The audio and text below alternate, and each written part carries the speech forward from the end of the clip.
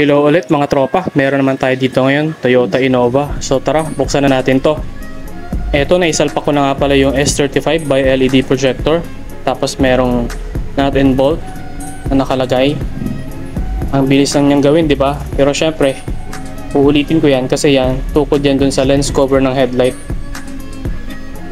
So ayan siya, naka-recess na siya ngayon.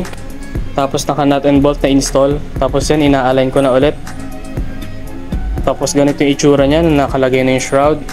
Naka-trim na rin siya. Tapos nakalubog na rin yung ating projector, kaya sure na hindi na yan tutukod. Eto nga pala, naisara ko na. Lagay muna tayo ng vent patches para hindi mag-moist, saka rubber dust cover. Tapos syempre, lagay din tayo ng connectors para plug and play na lang yan pagka-install natin sa sasakyan. So eto na yung itsura, kita nyo na.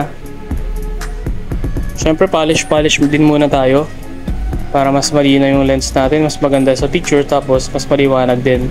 So meron nga pala tayo dito aiming device para alam natin kung saan ipupesto yung cutoff na ating headlight. Syempre lux test din muna tayo para sure kung may nagbago ba. Umabot lang naman tayo ng 1,200 lux at 8 meters. 1,500 lux sa high beam naman. So sa mga iyakin dyan na mga kamote, gumagamit nga pala ako dito ng laser na leveler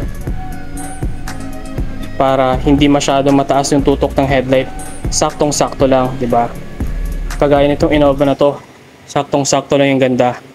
So thank you nga pala, Garage 58 nga pala ito guys. Thank you.